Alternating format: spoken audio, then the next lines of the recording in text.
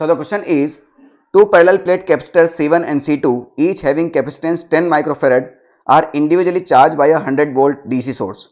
Capacitor C1 is connected to the source and a dielectric slab is inserted between its plates.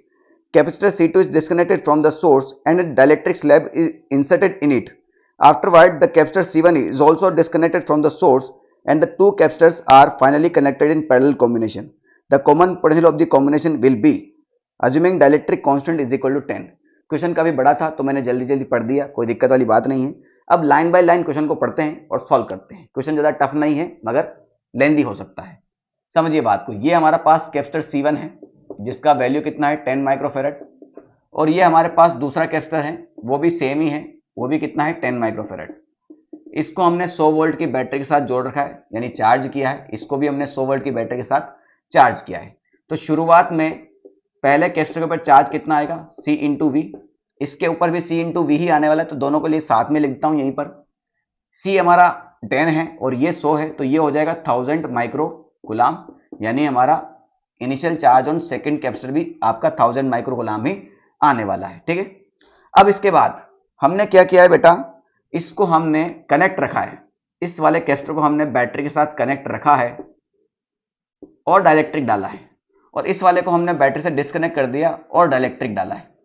तो बेटा मैं battery को disconnect करके dielectric डालूं या बैटरी को कनेक्ट रखते हुए डाइलेक्ट्रिक डालूं, कैपेसिटेंस दोनों केस में बढ़ता है और K टाइम्स बढ़ता है, यानी हमारा जो C1 डैश होगा या C2 डैश होगा दोनों ही कितने हो जाएंगे हमारे KC।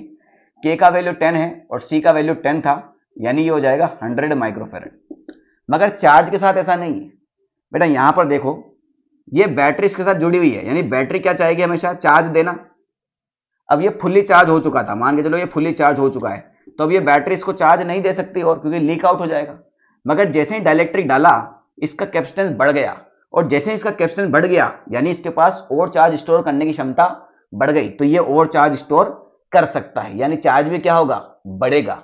तो चार्ज भी कितना बढ़ेगा K टाइम्स बढ़ेगा, यानी पहले वाले कैपेसिटर पर जो फाइनल चार्ज होगा, पहले वाले कैपेसिटर पर जो फाइनल चार्ज होगा वो K टाइम्स बढ़ेगा।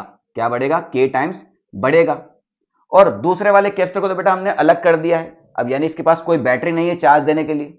अब इसमें डाइलेक्ट्रिक डालो ना डालो, बस डाइलेक्ट्रिक डालने पर कैपेसिटेंस बढ़ेगा और डाइलेक्ट्रिक मतलब डालने पर कैपेसिटेंस बढ़ेगा, मगर चार्ज वही रहने वाला है क्योंकि जितना इसके पास चार्ज था उतना ही रहेगा। कोई बैटरी जुड़ी होती तो इसके ऊपर चार्ज देते ना, सिंपल सी बात है।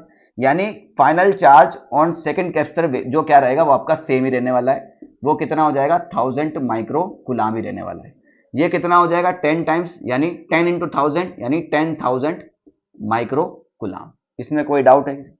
सिंपल सी बात है बेटा, कैपेसिटर को आप कनेक्ट रखो या डिस्कनेक्ट रखो, डाइलेक्ट्रिक डालोगे तो कैपेसिटेंस बढ़ेगा, मगर इस केस में चार्ज बढ़ेगा और इस केस में चार्ज कांस्टेंट रहेगा।